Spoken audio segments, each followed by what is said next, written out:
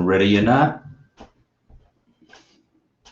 here we go. Welcome back, one and all, to another episode of the Two Tongues podcast. We're going to do some opinion scholarship today. We're going to get back into Edward Edinger as I promised. So this is depth psychology in the vein of Carl Jung. We've been talking a lot about in the last couple of seasons, but this one is part two in a series based on Ego and Archetype, which is one of Edinger's books.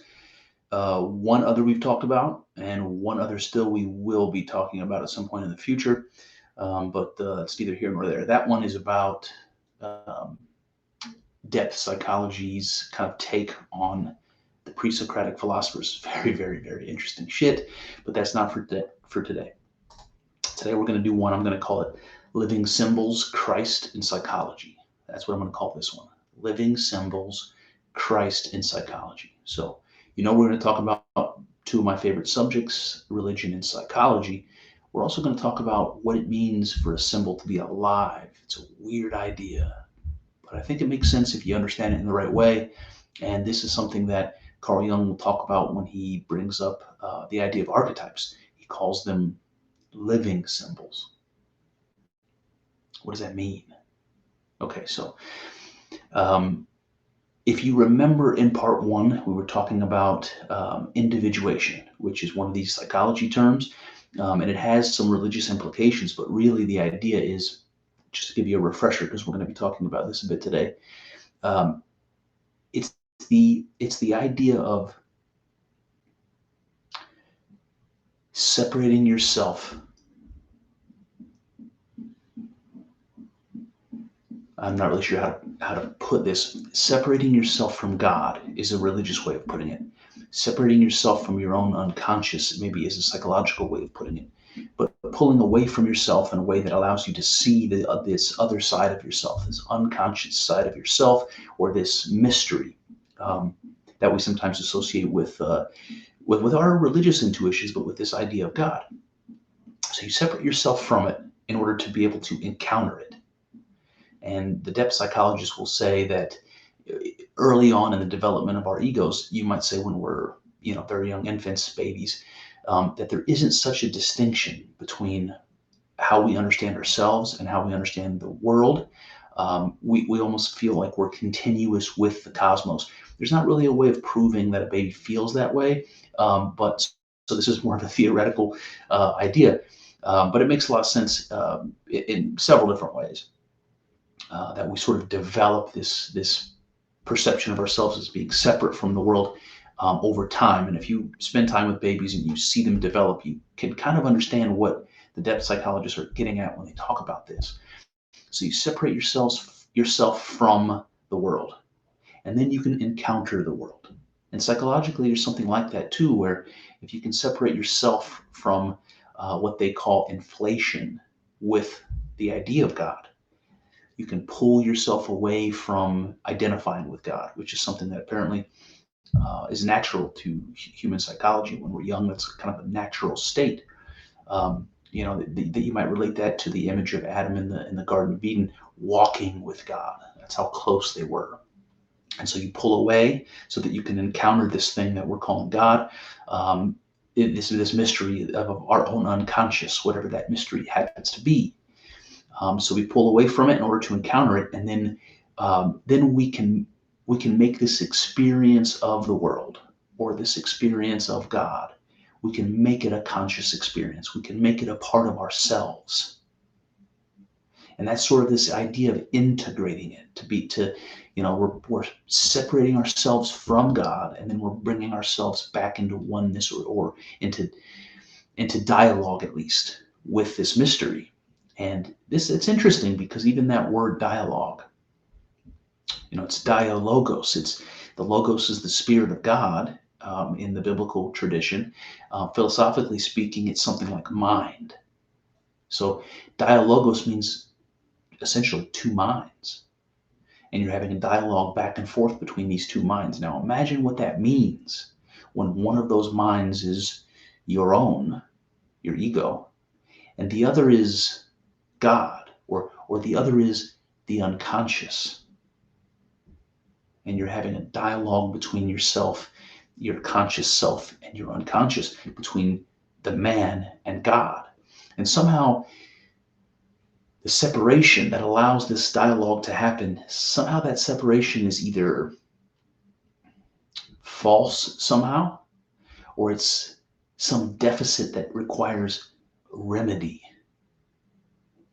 And in psychology, there's a great emphasis on healing, psychological healing, and becoming whole again. And it has something to do with this, making the unconscious conscious, integrating these things back into yourself.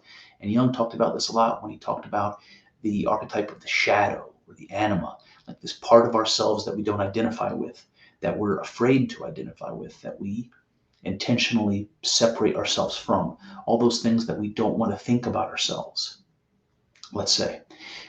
And we will essentially hide in fear from this unknown part of ourselves our whole lives until we come to realize that that thing that we're afraid of, that we're intimidated by, that we're shying away from, that we are disgusted by, that thing belongs to us and is under our control, right? And if it belongs to us and is under our control, then it becomes less um,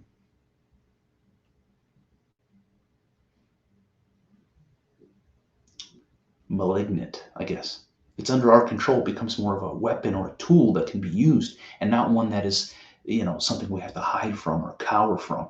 So this idea of wholeness, unifying the unconscious components of our experience to the conscious ones, there's something deeply powerful and beneficial about that. This is the hero story, right? The hero goes into the dragon's den, does battle with the unconscious, with the dragon of chaos, and retrieves a treasure from that, gets a benefit from that. And this integration, this new tool being added to our toolkit, that is the treasure to be found there. And so all this mythological stuff, the hero's story, the hero's journey, and all of the sort of religious ideas that we've been talking about, they're all related to this idea of individuation, of becoming an individual that stands outside of the cosmos as a separate, self-standing, self-contained entity, a conscious being who can then look at the cosmos, who can then look at the totality, who can then encounter God or the unconscious and bring it within itself, incorporate it into itself. And that brings me to the first section today, which I'm going to call What is a Symbol? So you may think you know what a symbol is. We're going to make a distinction between a sign and a symbol today, and try to understand what this means. You'll remember that Jung talks about archetypes and images, and these are symbols. So we're going to find out what does he really mean, or what do the depth psychologists mean when they say symbol. But the archetypes, these things that Jung brought to our attention as inhabiting the collective unconscious, these motivational forces that we're born with, that those things are symbols. So what the hell does that mean? All right, so let's open it up like this. Edinger says, the problem of life meaning is closely related to the sense of personal identity. The question, what is the meaning of my life, is almost the same as the question, who am I? The latter question is clearly a subjective one, who am I? Thus, we can say meaning is found in subjectivity. But who values subjectivity? So that's the opening line here. So we're talking about meaning, and he makes the point that meaning is subjective. Like, what's meaningful for me might be different from you. The meaning I take something to have might be slightly different from yours, or largely different from yours. So there's something subjective about meaning. And he's like, but who values that? If it's different from me to you, it's not objective. I can't rely on it. What does it even, what value does it have? So we're going to answer that question. He says, a sign is a token of meaning that stands for a known entity. A symbol, on the other hand, is an image which points to something essentially unknown, a mystery. So here's an important distinction. We're going to be talking about symbols for the rest of this talk today. So we want to understand what the hell did the depth psychologist mean by symbol? So he makes a distinction between a sign and a symbol.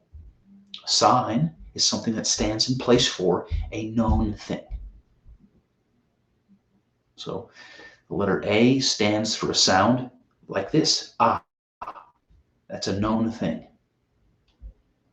A hieroglyph that means the Nile, let's say, stands for a river that exists, that we know where it is and where it goes and all that, right? So it allows us to talk about something or to communicate something, and it represents kind of one for one something out there in the world. That's a sign. A sign represents something you know. When a stop sign, you look at the stop sign, you see the shape, the color, the words, you know what you're supposed to do. You're supposed to stop. A symbol is not like that. You look at a symbol, you know it means something, but you don't know what it means. So now he goes on, he says, a sign communicates objective meaning. A symbol conveys living, subjective meaning and exerts a powerful attraction and fascination on the individual. Right? Cut and dry. A sign has an objective meaning. A symbol has a living, subjective meaning. So I think we sort of understand what subjective means, but how is this attached to this idea of living? How is a symbol alive? What does that mean?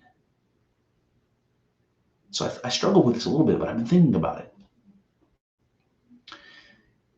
So a symbol has subjective meaning, which means it has meaning specific to you, unique to you, your subjectivity, your interpretation. That's your meaning unique to you. And it's not necessarily going to be identical, maybe similar, but not identical to others. That meaning is subjective. So it exists within you, a living being. It can only exist within you, a living being, right? So the symbol is alive because it exists by virtue entirely, by virtue of the fact that it exists within a living being. But also, I think the idea of living means moving, like it means becoming understood, like we're in the process of assimilating or making conscious or making ourselves aware of what the meaning is. And so understanding a symbol is something like an action. It's a process. It's something that's moving and breathing and happening, right? And so it's living. And I think those are two ways of understanding how a symbol is alive and a sign is dead. A sign has a one objective meaning. It references something out there in the world that is and we already know. A symbol is something that points us to some meaning that we don't know. It's something like a quest, right? It pulls you towards, a active process of understanding, of making something conscious, of taking something that's in the dark of the unconscious and bringing of consciousness, some mystery, and figuring out what the hell it means. Then he says something super interesting, and this relates to archetypes in particular. He says symbols are spontaneous products of the archetypal psyche. One cannot manufacture a symbol. One can only discover it. Isn't that interesting? So symbols, you have to imagine, and this is sort of hard to imagine, but imagine that a symbol is meaningful and you look at it like you might look at a painting. Maybe it's like a classical painting and it's got these images in it from mythology and it's full of meaning, but you don't know any of the stories and you don't know who these gods are. So you don't have any idea what the meaning is. But when you look at it, you see how complicated and sophisticated it is, how things exist in relationship to one another. It's just chock full of meaning. It's over brimming and spilling over with meaning. You just have no fucking idea what that meaning is. But make no mistake, there's meaning there. That's clear. You just don't understand what it is. So imagine having that experience of something being meaningful, but having nothing to attach it to. Nothing, no knowledge, no objects, nothing in the here and now, nothing concrete that you can attach it to. It's like free floating meaning. It is not particularized. You don't know what it is. You don't know what it is. What kind of experience is that? Where else do you, I mean, where in the world, in the physical, material, conscious world, do you have that type of experience? In nature. So he says you can't manufacture a symbol. Imagine trying to create something meaningful without having any idea what that meaning is. Imagine trying to create that. Something to you that's random and yet is going to contain coherent meaning. I don't understand how you could possibly do that. It would be an accident if you succeeded in doing that, right? So one can't manufacture a symbol. One can only discover it. And he says they transmit life energy, which guides and motivates the individual. So this is how Jung imagined the archetypes. We have these, what he called transpersonal forces, these motivational forces that exist in all human beings. They're not taught or trained. They seem to just exist within us as part of what it means to be a human being. And those archetypes represent motivational forces. So, you might have, trying to think of a good example here, a time in your life when you're required to do something that's not normal for you. Maybe it's uncomfortable for you, or something you haven't done before. Maybe you have to go out on your own for the first time. Maybe you have some interpersonal conflict for the first time. You have to actually fight physically with somebody, and you've never had to do that before. There is a instinct, right, that will come out, like mama bear protecting her cubs. There's an instinct there that maybe you didn't even know about, and you're just ordinarily timid and just go with the flow, and suddenly something happens in your environment, and you have this instinct that emerges from nowhere that allows you to fight that fight that you have to fight, right? And it's associated with all kinds of things. It's associated with physical things, right? I mean, adrenaline and all kinds of things are happening. But what triggered that? Like something psychologically triggered that. And so you have this motivational force that allows you to act in a way that you had no experience with. How? You weren't taught that. It's like some feeling fills you up and causes you to act in a way that you wouldn't ordinarily act. It causes you to kind of override your normal behavior. So this is what is meant by these symbols, these archetypes, motivating, but also guiding us. And I think those two ideas are so closely related, but it's difficult to understand. To be motivated to do something that doesn't necessarily have a direction, right or wrong, progress or what, or moving backwards, but to be guided does. So imagine you have these instincts that are motivating you, in certain circumstances. They're providing some energy to act in the world or act in a different way that you might not ordinarily. And those motivations are moving in one direction. So that's more like a guide. It's not like there's a right or a wrong. If I'm backed into a corner and my shy and timid self now has to turn into a snarling beast and fight for the first time in my life, there is really not a fight or flight in that situation. That motivation is telling me to do one thing. It's not telling me to flee. It's telling me to fucking fight tooth and claw, right? So you have a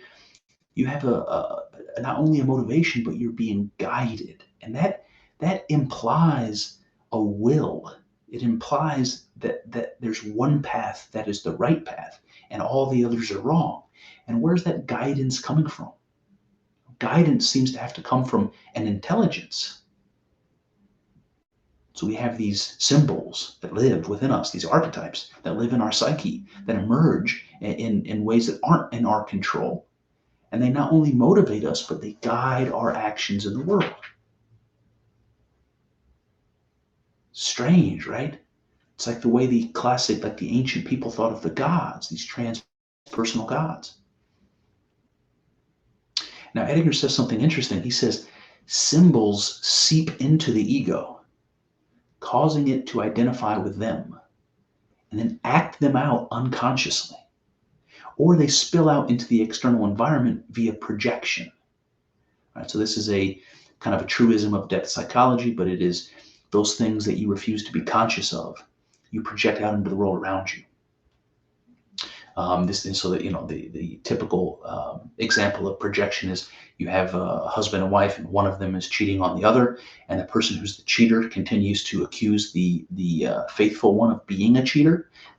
This is a projection, right? I can't own the fact that I'm cheating. I'm keeping that hidden from you and everyone else, and kind of from myself. So I project it out onto the world out there. Very, very common psychological phenomena. So these symbols seep into the ego, causing the ego to identify with the symbols and then act them out, right? So let's say that symbol is something like Ares, god of war, right? Maybe that's the symbol, something like that. This is that same example we were talking about a moment ago, that motivational force, that energy, that rage and power and ability to act violently towards somebody else. Maybe these are all things that we would ordinarily suppress, and suddenly they come out in full force because they're required. And it's something like that god, Ares, seeping into the ego, right? Like possessing you. And then you act out the actions of the god of war, right? You don't realize that that's what's happening. You're just acting unconsciously, right? And so this is the nature of a symbol. It's something that has the ability to possess you, in a manner of speaking. And then you act out that symbol. Or if you don't do that, then you will project that symbol. You will see it everywhere, all around you, all the time. So projection forces us to confront whatever that thing is again and again until we recognize the need to act it out or to become it, right? I have to recognize the need to have the ability to become Ares, god of war, when it's necessary. I have to recognize that I have that faculty within myself, that it's in my hip pocket, and that it's available to me if the circumstances warrant it. But until that comes out unconsciously, I may have no idea that it was even there in my hip pocket all along. It was a part of me all along. So if I'm not assimilating that into myself, then I'm just going to see that in the world all the time.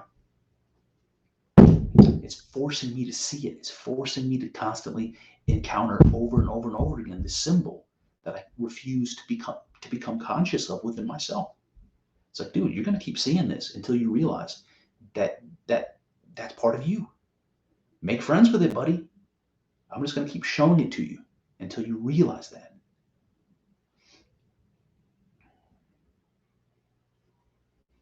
Now, if we project, I'm just going to throw this out there because this is something that really baffles me, and I'm in awe of this question. If we project out into the world those things that we are unconscious of, the parts of ourselves that we're unconscious of, we project out into the world.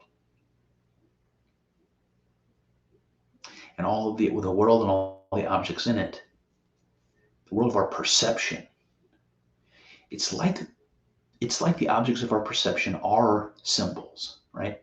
They have meaning. It's like, what is an apple? Well, the meaning of an apple to me is something that I can eat, especially if I'm hungry, right? All of these objects in the world have meaning. They're like symbols in a way. And if we project the things that we're not conscious of into the world, it makes me wonder if reality itself, if the world of perception is symbolic, is a psychic projection. The question is, if we project out the things that are unconscious into the world, how do we know the world isn't itself a psychic projection? And this is kind of what the idealists say, that the only reality is mind. And so the physical world is something like an illusion. The Buddhists and the Hindus say something similar. And so the depth psychologists maybe are kind of walking that fine line, and they do that. They walk that fine line between science and religion. And if the world is a psychic projection of our unconscious, what is encountering the world out there motivating us to do? Right? If symbols are motivational forces and instincts, and the world out there is a symbol, motivational force, what is that motivating us to do, I wonder? What is it allowing to be? There's some very deep rabbit holes there worth exploring, but that's for another time. All right, so you move on. He says, symbols have legitimate effect only when they change our psychic state or conscious attitude. So the ultimate goal is to make the symbolic process conscious. All right, so let's pull back a little bit. Symbols have effect only when they change our psychic state or our conscious attitude. It's like, okay, a symbol that doesn't have any effect on me is not a symbol, really. It doesn't have any power, so it's nothing. A symbol has to act upon me. It has to make some difference to me, or it's not powerful. You know, it's impotent. It's not a symbol. It doesn't have meaning. And in order for it to change our psychic state, it has to be made conscious, right? The things that are unconscious don't have any effect on me. Maybe they do, but I'm not aware of it, so they don't, in a manner of speaking. They have to become conscious of them. I don't know if this ever happens to you, but it's like behaviors that you have, after sufficient time has gone by, and you look back at those behaviors and you think to yourself, oh, that's why I was doing that. Right? Does it ever happen to you? I'm trying to think of a good example, but it's hard on the spot. You know, you look back at something from your past and you're like, oh, that's why I was doing that. It's that moment, that aha moment, that puts all that into context and helps you understand why you were acting the way you were acting. Because whatever that motivation was became conscious to you. And so there's a way in which something can be acting on you and affecting you, and you're completely unaware of it because it's unconscious. That doesn't mean that it's not potent or effective. It's just that it's like happening to you. It's like a force out there that you can't control. And the moment you make it conscious, you understand it, and it has meaning, you put it in its proper place, then it becomes something useful to you. It's like, that's why I was doing that. So if I don't do that anymore, then I won't have that problem, right? Then it becomes useful to you. So he says the ultimate goal is to make the symbolic process conscious, to make the unconscious conscious. He says, to become conscious of symbols, we first need to know how a symbol behaves when it is unconscious. All right, so now he's saying, look, you want to find yourself in a situation where you're understanding this, you coming to this point where you think to yourself, okay, I understand that there's an unconscious component to my experience. And I understand that there's value in whatever it is that I'm of. So if I can make that stuff conscious, and I can earn something from it, and I can become a greater as a being, right? Well, once you know that, then you might ask yourself, can I explore the unconscious? Can I go in there intentionally looking for those things that are valuable to me? Is there a way for me to explore the unconscious, to go in there like a fucking conquistador? And so this is what he says, like, if you want to become conscious of symbols, you first need to be able to identify them, to understand a symbol when you see one, when you encounter one. And by that, he says, you need to know how a symbol behaves when it is unconscious. So how do we find those things? How do we be on the lookout for them? Edinger says, an unconscious symbol is lived, but not perceived, experienced only as a wish or an urgency towards some action. The image behind the urgency is not seen. All right, there's more to this, but let me stop for just a second. An unconscious symbol is lived but not perceived. It's like I'm acting it out. Now, you could see it if you were standing on the outside and watching somebody's behavior over a long enough period of time, you would see it, but they don't. It's not that they're unconscious of it. It's like, I don't know, you notice somebody has a bad habit or something. Um, and you can see it and you're like, God damn, dude, stop doing that. But they just continue to do it. It's like involuntary. They don't even know that they're doing it. That kind of a thing.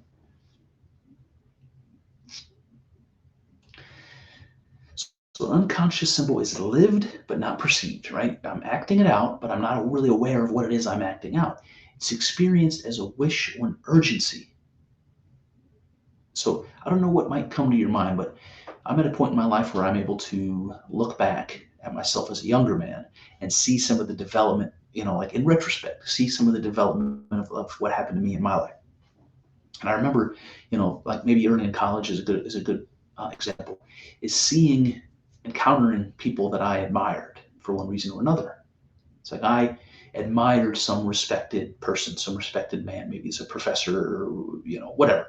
I admired some respected man without realizing that the admiration I was feeling, like, what does that mean, right? The admiration I was feeling is a motivation. It's a feeling that's causing me to take some action or move in some direction, right? Admiration is a motivation for me to become as that respected person is. Like, I see that respected person. I admire them for having achieved it. And what that means is I want to be a respected person myself. The admiration is the motivation, it's the instinct to pull me in that direction, to guide me into the next phase of my life. And you see that with things that you value, like admiration, but you also see it with things that disgust you in the opposite direction. Like you see somebody acting in a certain way and you're like, I never want to be that guy. Same thing, pulling you away from that direction. So this is a way that you might and you might understand that the unconscious symbol, the symbol of the respected, venerable, honorable man, that image that I was seeing in this human being, that had some real force on my psychology, and I felt that in the physical world. It's associated with brain chemistry, this feeling of admiration, right? And it's not just some reflection of that person. It's literally a force pulling me towards it, pulling me in that direction, telling me, tapping me on the shoulder and whispering in my ear, you want that for yourself. That is what you should become. Right? That's a symbol.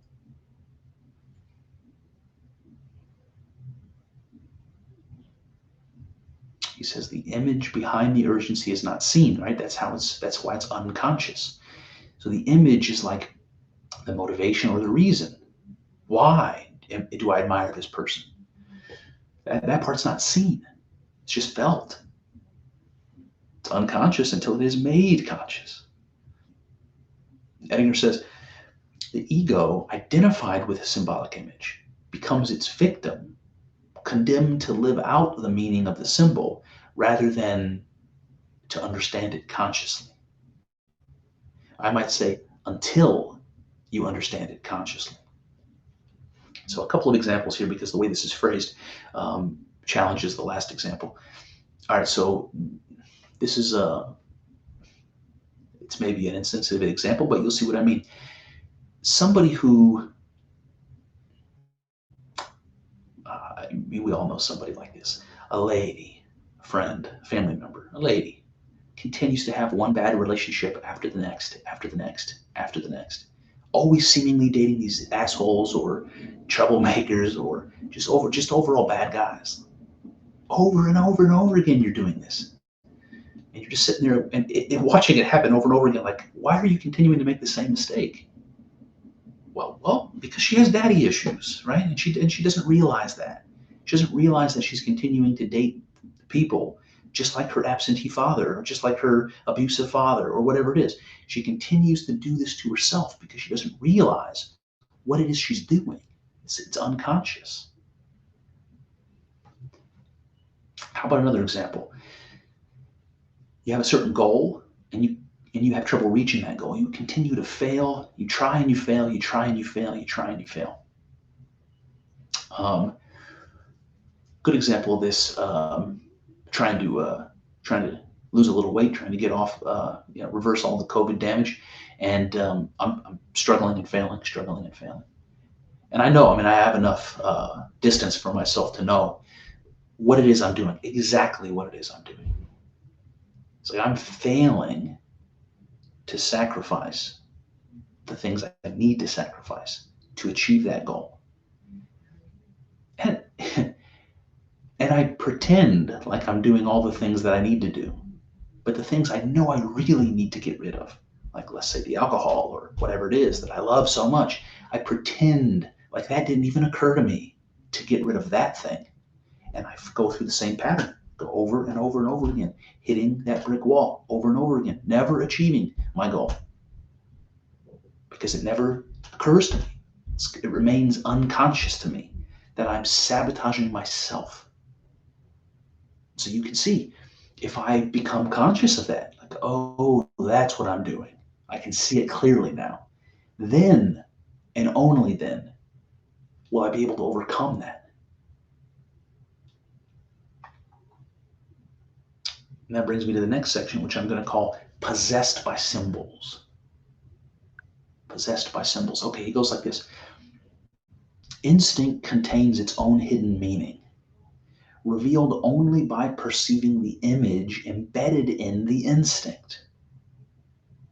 So this is weird, but it's going to get interesting. Okay, instinct contains its own meaning. So we understand that instincts are things that we don't really have conscious control over. You know, the way you feel or react or respond in a certain way is instinctual. It's not trained, it's just part of us. So yeah, the meaning of it might not be conscious, it might not be known. I might act in a certain way, and only after seeing the action and thinking about it, why did I do that? Then, only then will it start to make to be clear what the meaning is. So another idea of is taking something unconscious, in this case an instinct, and making it conscious. And Jung always connected archetypes to instincts, so I think this is a really good way of talking about it. And he's like, these instincts, like the instinct for self-preservation, or the instinct to have children, or the instinct to be creative, whatever it might be, that these instincts we're going to feel just by merit of being human. We don't have to try, it's just going to happen. There's no way around it. And there's meaning there in those instincts, but we're not yet aware of them. We have to kind of come under the power of that instinct so that we have the example in front of us to say, this is what happened. Oh, and so this is what it must mean. And the way he says that is that we have to perceive the image embedded in the instinct. And this is hard for me to explain. I talked about this before when I said that I had a mystical experience of my own, and one of the side effects of this mystical experience was starting to think much more visually than I ever did before. And I talked a lot about there being clouds of associations. When you're talking about meaning, especially, if I'm talking about the meaning of a word or the meaning of a symbol, there's these cloud of associated ideas and words and things that are attached to it. So the sun, let's say, has heat and light and circle and infinity and photosynthesis and all kinds of things that are surrounding it. And that, I think, is what Jung means when he says an image. Right? There's all of this cloud of associations that surround something. There's something related to all these images around it that feed into what this thing means.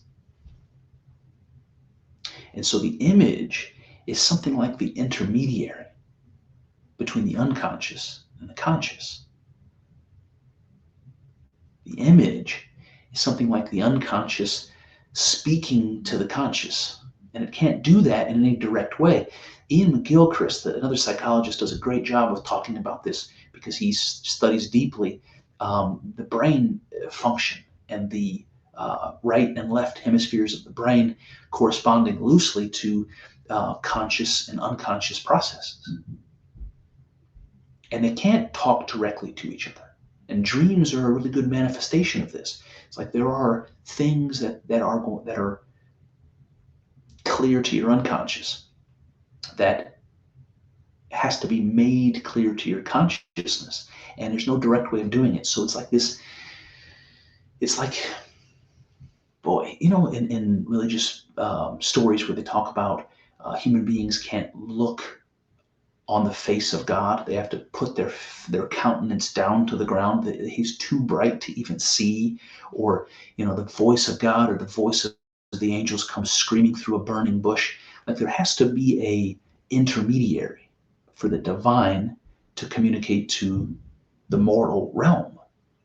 There has to be an intermediary, and the image psychologically is the intermediary. It's the way God speaks to its creation. It's the way the unconscious communicates to the conscious through the image. And he says one way of discovering the hidden image is by analogy. So here's where it's going to get good. Carl Jung is going to give us an example from his practice of something like this. So Edinger is going to give us this story from Jung, and Jung says, and this is directly from Jung, I recall a patient who was in the unconscious grip of a powerful symbolic image, which required him to live it out as a symptom until he could understand it consciously. I'm thinking of a case of transvestism. Transvestism, maybe that's how it's said. A young man who had a strong urge to dress in women's clothes. So ordinarily, he felt shy, inferior, and impotent. But when wearing some article of feminine apparel, felt confident, effective, and sexually potent. Now, what does such a symptom mean? What general and mythological parallels can we find? All right, so Jung has this patient who likes to dress like in women's clothes, and he comes to the psychologist and says, "I don't know why I do this. It's weird. I feel weird about it. I don't know why I do this, but I keep doing it." And Jung says, "Let's look at parallels. Let's look at, can we find any general or mythological parallels to this problem you're having?" So what is he doing? He's trying to build this cloud of association around the symptom so that he can understand what it means. And where does he go? He goes to mythology. Always Jung goes to mythology because these stories are very ancient stories, and they represent, and they've survived to the present, and there's a reason for that, because they have some meaning that's relevant from the very ancient times all the way up to the present. So he looks at those stories. And this is what he says. In the Odyssey, Poseidon stirs up a frightful storm, which would have drowned Odysseus, except that Ino, a sea goddess, comes to his assistance. She tells him to, quote, "Take my veil and put it around your chest. You can come to no harm so long as you wear it." Ino's veil is the archetypal image that lies behind this symptom of transvestism. The veil is the support and containment which the mother archetype can provide during a dangerous activation of the unconscious. Right? So what Jung is saying here is that the mother archetype is one of these symbols that we carry with us, that lives with us from the time we're conceived. And the image of the mother is this caring, nurturing image. And when we find ourselves in a dangerous activation of the unconscious, when we find ourselves in chaos, sometimes we look for the comfort of the mother archetype. And I can't help but think of images of, like from movies or whatever, of like these tough guys. Maybe they're soldiers, maybe they're mobsters or something, and they get mortally wounded. And they're these tough guy characters, right? But that are laying there dying. And what are they doing? They're asking for their mothers, And it's sad in this strange way. It's like this grown man wants his mother in this situation. He wants to become a baby and to be taken care of and to be cured by this super personal power that we call the mother. He says another parallel is provided by the priests of the Maga Mater in ancient Rome. It's the cult of the great mother goddess. He says after their consecration, these priests would wear feminine dresses and allow their hair to grow long. He says these parallels show that the urge to transmutism is based on the unconscious need for a supporting contact with the mother archetype. To recognize the archetype, to see the symbolic image behind the symptom, immediately transforms the experience. It may be just as painful, but now it has meaning, right? So you see the idea that this guy wants to dress up in women's clothes, maybe that doesn't go away now that he understands, what it might mean, that he's putting on those clothes because he feels in some way that he needs the protection that he received from his mother when he was an infant, that this image of this sort of supernatural protective nurturing force that we call our mothers, right? And when you're a fetus and when you're a baby, it's not distinct from the idea of God at all, your mother. And to want that comfort, to want to unload your burdens and responsibilities and just be taken care of, that's an urge that we have, an instinct that we have. And knowing you have that instinct maybe changes your relationship with that instinct. Maybe you realize that's what you want, and you can't have that. You're an adult. You can't rely on somebody else. You certainly can't rely on your mother. Maybe she's dead. Maybe she's a frail old lady at this point. Even so, she's not the goddess that she was to you when you were an infant or a fetus. So you have to find that comforting power within yourself. You have no other choice. And that's to manifest, the thing that's unconscious, to make it conscious within yourself. You can see how that would be something like another tool in your toolkit, right? That to be able to provide comfort to yourself in the way that you thought, only your mother could.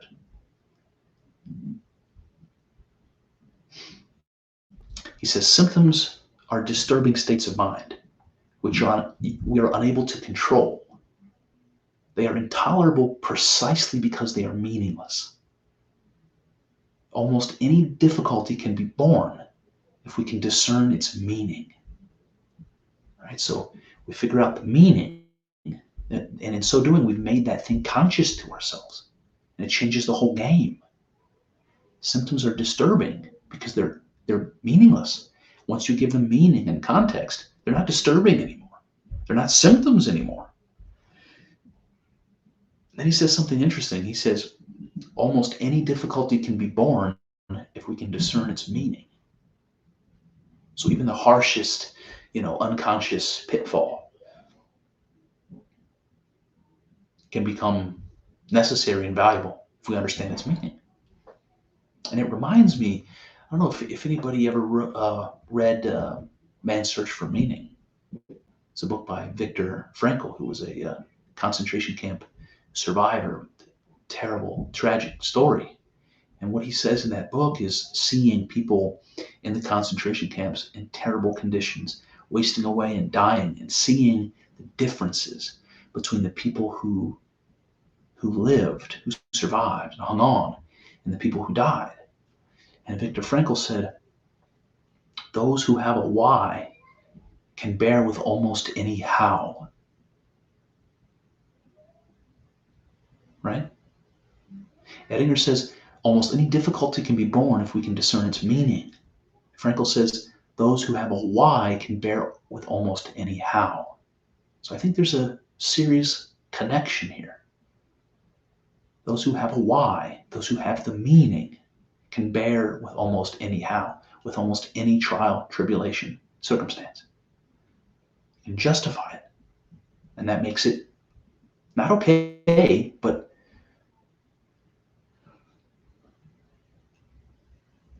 I don't know. He says, our waking life is composed of a series of moods, feelings, ideas, and urgencies.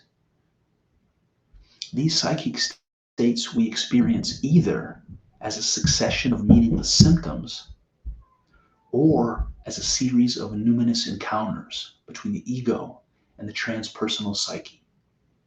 All right, there's more to that, but fuck, that's good. This is something that's particularly relevant to me, and I told you guys this before, but I'll just mention one of these mystical experiences that I've had that I've talked about.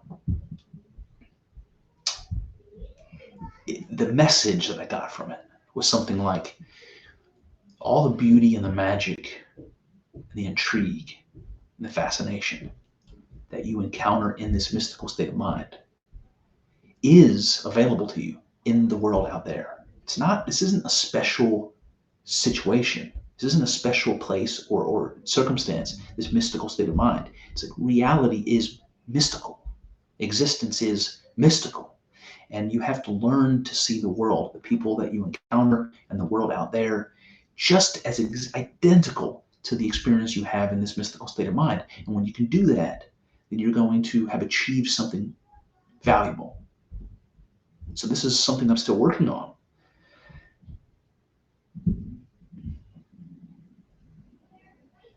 And this relates to this statement here. It's like your life, your moods, feelings, ideas, motivations, all the stuff that we think of as our existence, as our lives. We can see that either as a succession of meaningless symptoms, right? This is the nihilistic view of the world. There's no meaning. This is just an accident, a cosmic accident with no meaning. You can live your life like that. And every experience you have is just a meaningless, joke. Or all of those same experiences can be to you encounters between the ego and the transpersonal psyche, between creation and creator. And he says the sages of India recognize this and their doctrine of Maya. If you don't know that, the Hindu idea or the Buddhist idea of Maya is illusion. It's the world of our perception being an illusion. So he says the sages of India recognize this in their doctrine of Maya. Striving for release from the urgencies of pain and pleasure is equivalent to the search for the symbolic life. Nirvana is the discovery of the symbolic life, which releases man from living a succession of meaningless symptoms. See, so the Buddhists will say that your nirvana is a release from the process of continual birth and death and rebirth, from the cycle of reincarnation. And from the psychological perspective, that constant process of reincarnation is like living out meaningless symptoms. You're going to continue to live out the meaninglessness until you realize that there's meaning in it. And that will change everything. And I think that's a message for the nihilists, and there's many of them in the world. And that brings me to the next section, which I'm going to call the symbolic life. This one's short and sweet, but I had to leave it in, and you'll see why. It's really, really pretty interesting. He starts off talking about ancient Jewish lore. So this isn't from the Torah, but it's sort of a legend. And it goes like this.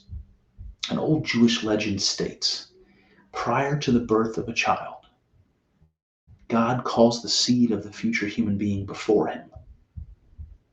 The soul pleads with God not to be sent from the life beyond this world. But God answers, the world to which I send thee is better than the world in which thou wast. And when I formed thee from this earthly fate. I formed thee for this earthly fate. God orders the angel to initiate this soul into all the mysteries of that other world. And the soul experiences all the secrets of the beyond.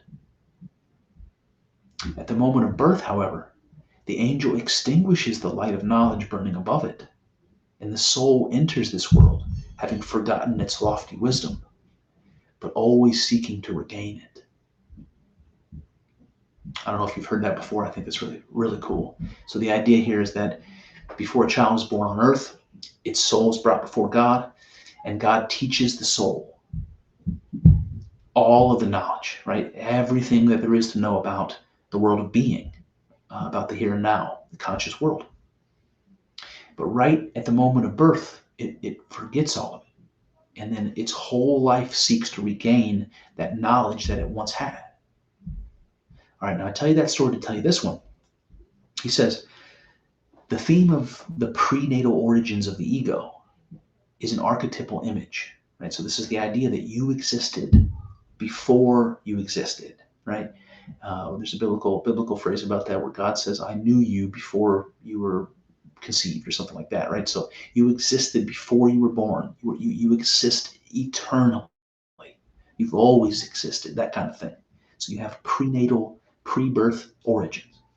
He said, having that is in itself an archetypal image. And then he gives us another example. He says, Plato in the Phaedo suggests that all learning is a recollection of prenatal knowledge, which is innate but forgotten. Right? He said all knowledge is a remembering. In psychological terms, this means that the archetypal forms of human experience are pre-existent. They await incarnation within a particular individual. All right, so here's the idea. Just like you might think that your soul exists eternally until it's manifest, until it's incarnated into a human body, the archetypes, they also pre-exist.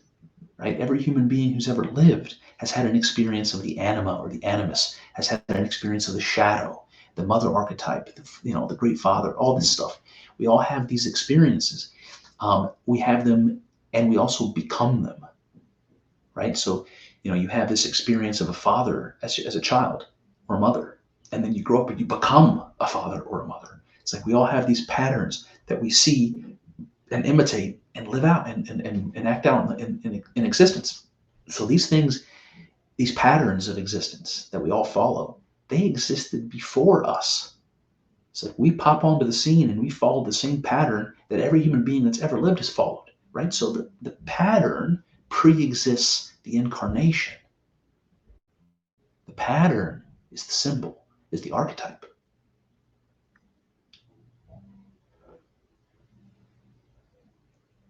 So in psychological terms, this means that the archetypal forms of human experience are pre-existing and they await an incarnation with a particular individual, right?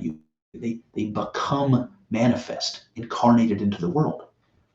And that implies another world. It implies an unconscious realm where things exist. That's where they come from when they come into being.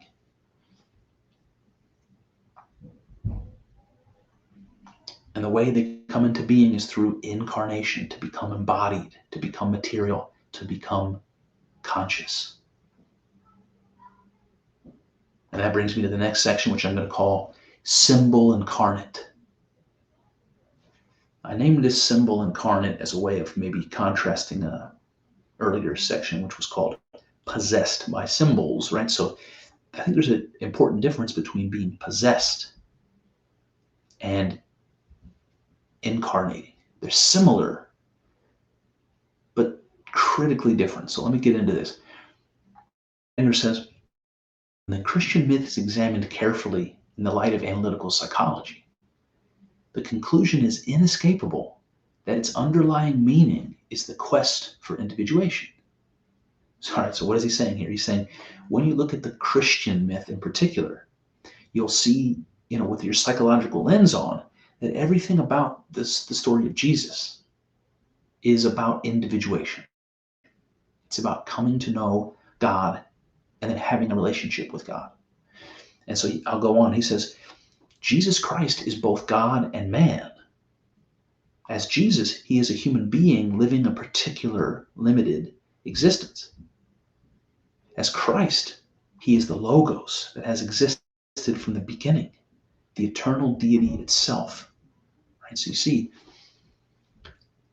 God is like the symbol or the archetype, and Jesus is the incarnation of that, the embodiment, the making real or making conscious the eternal deity. He says, understood psychologically, this means that Christ is simultaneously a symbol for the self and the ego.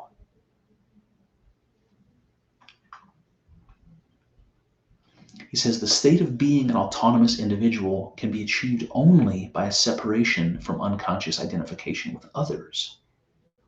Parents are the most frequent objects of unconscious identification. Jesus said, "Call no man your father on earth, for you have one Father who is in heaven." Right? To call no man father means to withdraw all projections of the father archetype and discover it within. Right? If the Father isn't out there, then you can only find it within. He says the same idea is in Matthew 16, where he says, "If a man let himself be lost for my sake, he will find his true self." In psychological terms, the phrase could be read, "If a man will lose his ego for my sake, he will find the self." Let's keep going. Let's roll right along. He says, let us consider Matthew 5. Matthew 5, it says, "Blessed are the poor in spirit, for theirs is the kingdom of heaven." Understood psychologically, the meaning would be the ego, which is aware of its own emptiness of spirit, is in a fortunate position because it is now open to the unconscious and has the possibility of experiencing the archetypal psyche or the kingdom of heaven in biblical terms. Blessed are the poor in spirit, for theirs is the kingdom of heaven, right? Only when you realize that your spirit is insufficient, that more is needed, only when you come to that conclusion will you realize that there is more to yourself. The thing that you need is there all along. You just have to, it's unconscious. You have to make it conscious. Jesus said, "Blessed are those who mourn, for they shall be comforted." Edinger says, in order to withdraw projections and assimilate their content into one's own personality, it is necessary to experience the loss of the projection. They will be comforted when the lost projected value has been recovered within the psyche, right? So if I'm looking for the Father out there and there's no Father to be found, then I have to look within to find the Father within. It's like, I'll never look within if I'm looking for it out here, right? So as soon as the projections go away, then I have no choice but to look back within. Then I find it. Then I found the treasure. Then I have recovered something within my psyche, right? All the value of the Father archetype. It's now a tool in my toolkit. It's now a conscious part of myself. I'm no longer looking for it out there. I found it within, right? So blessed are those who mourn for the projection that's gone, but they shall be comforted because they find that thing within themselves.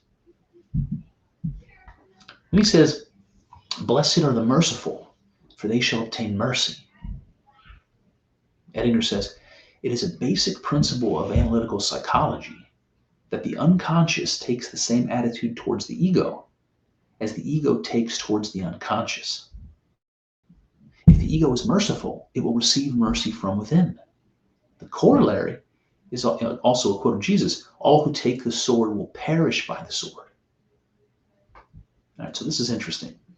If you assume that the unconscious is vast and scary and something to hide from and all that, then it will become scary and dangerous to you. But if you think of it as a part of yourself, if you think of it as a tool in your toolkit, if you think about it as what connects you to the greatest power that exists, then suddenly it becomes a weapon, a tool. It becomes something that is, it takes on the same attitude towards you as you take towards it. And what comes to my mind here, I don't really have much else to kind of illustrate this. So what comes to my mind here is a certain type of experience of the unconscious. It's one in which often through psychedelic drugs, folks encounter a part of their psychology that they've never encountered before. When that sort of thing happens, a bad trip is not out of the question. It's like you're encountering something scary, something vast and powerful and hidden that used to as far as you're concerned, not exist. And suddenly in this experience, you're confronted with it. You can't run from it. It's terrifying.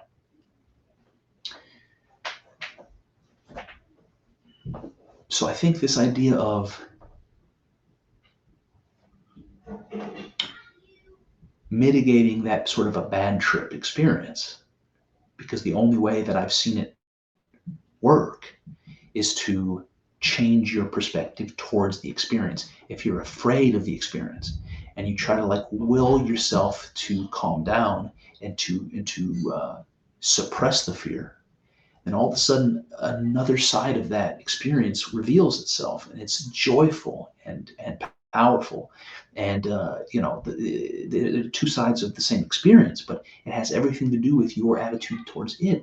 And so this context to me seems to fit exactly with that sort of a bad trip. If you've had that experience, especially if you've overcome it, you'll know exactly what I mean.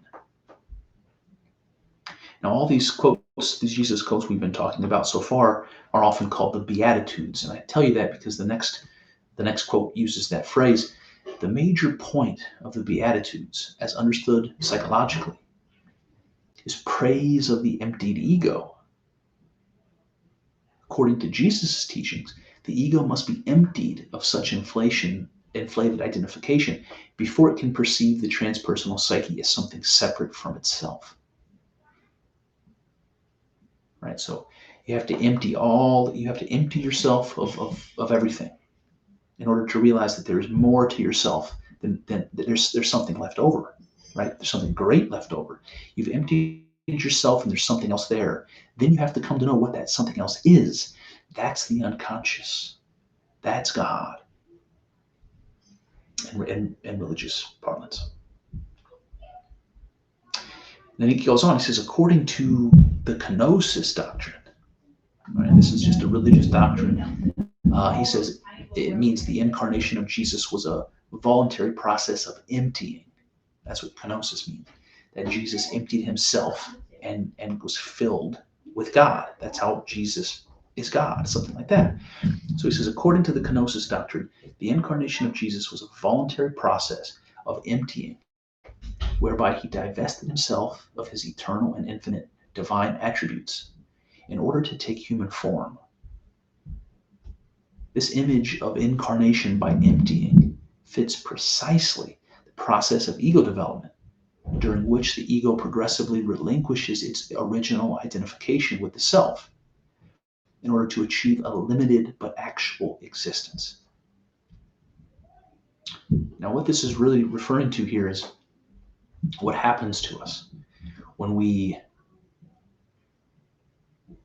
when our conscious ego is originally developed. So as a fetus or as a very young baby, I mentioned before that psychology there is sort of unknown, but anecdotally, and we can tell, we have reasons to believe that the consciousness of the infant or the fetus is not, it's not organized like an adult's, right? It doesn't understand itself as a self. A fetal consciousness doesn't really understand itself as something separate from its mother. And even after birth, right, there was religious rituals that are tied to this, where a baby won't be named for several days, after it was born, or even a certain period of months go by before the baby is considered to have received its soul. This is not an uncommon thing. The baby has to be alive for a certain stretch before it receives its soul. And this is the idea of becoming an ego, right? Becoming its own self, a self-standing individual. So you have to literally rip yourself free from this unconscious attachment to the life of your mother, really.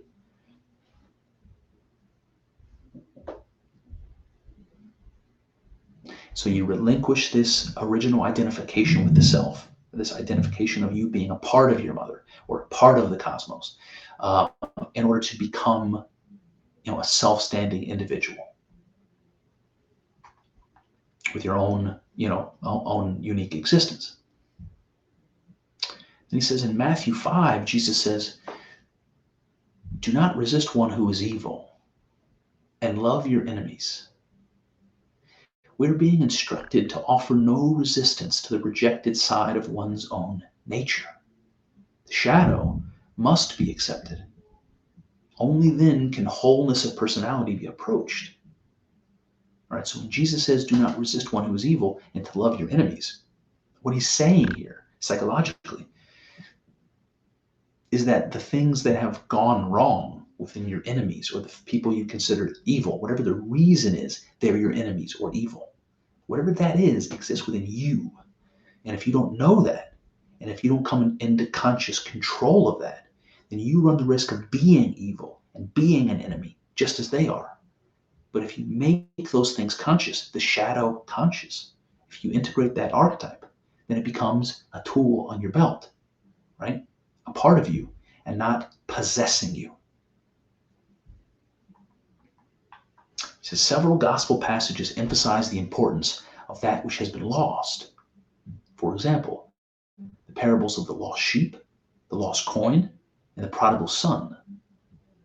These parables refer to the lost or repressed portion of the personality. The lost part is the most important because it takes with it the possibility of wholeness.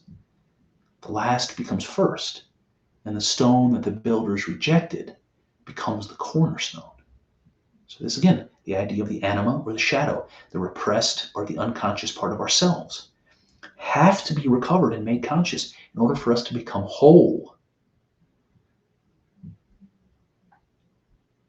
In order for us to know what it is that we are, right? We're more than just the ego. We're more than just consciousness. We're both conscious and unconscious. And that whole is something we have to come to realize we are.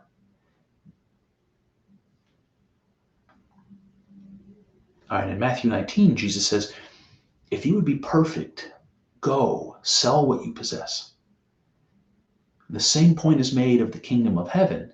It is described as a treasure in a field or a pearl of great price, so that when a man finds it, he sells all that he has to obtain it. The treasure is the self. It costs all that one has, right? So the self is this unconscious part of our experience. You can call that God, and I think we'd be on the same page. The treasure, right, is the self. And why does it cost all that one has?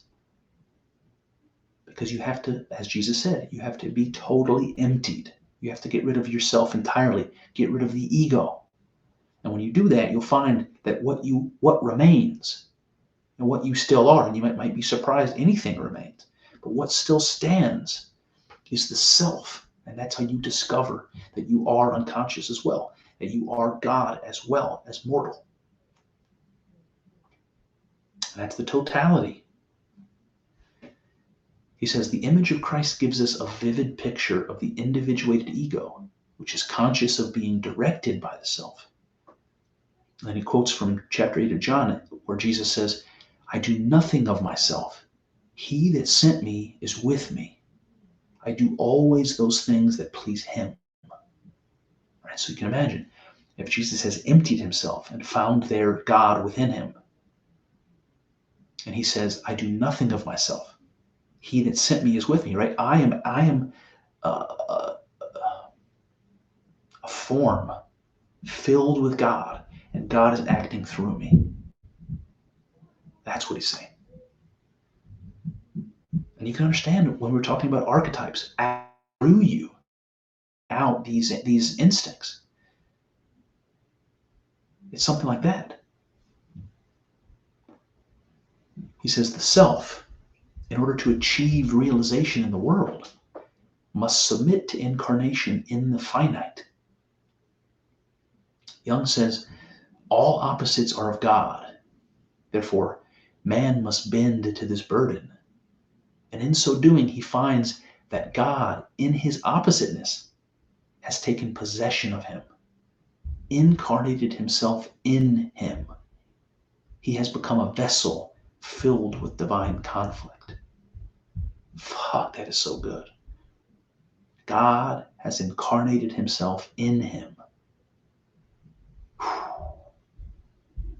Now, you could say that about Jesus, no problem. But Jung is saying that about every human being.